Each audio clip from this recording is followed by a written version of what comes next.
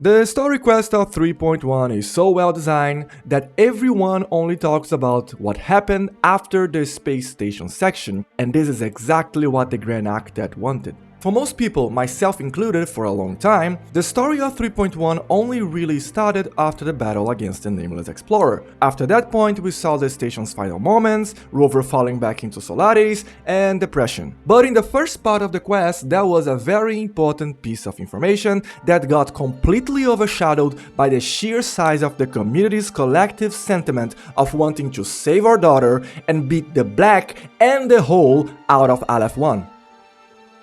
During that initial event, the court of Savante briefly glimpsed a figure of a white-haired woman. She vanished in an instant, leaving countless puzzles in her wake. Recently, a brilliant new mind joined Skyark. Our work was instrumental in developing the mass relay device. Let's welcome Professor Wei Ying to share her vision.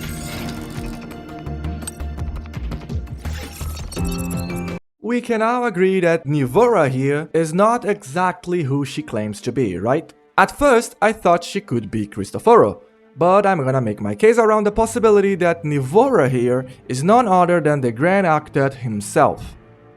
Or should I say herself?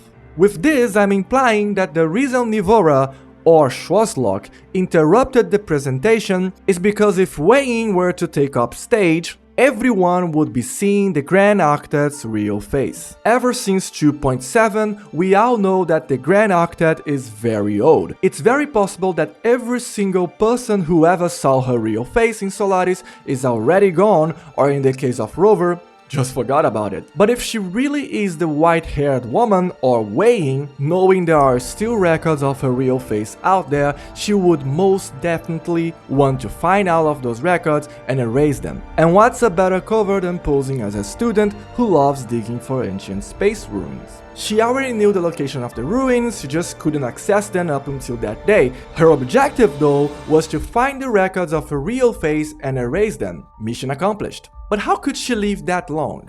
I will answer that with another question. Why can she see AMF? Sorry, IMF. Everyone, this way please! What do you mean by that?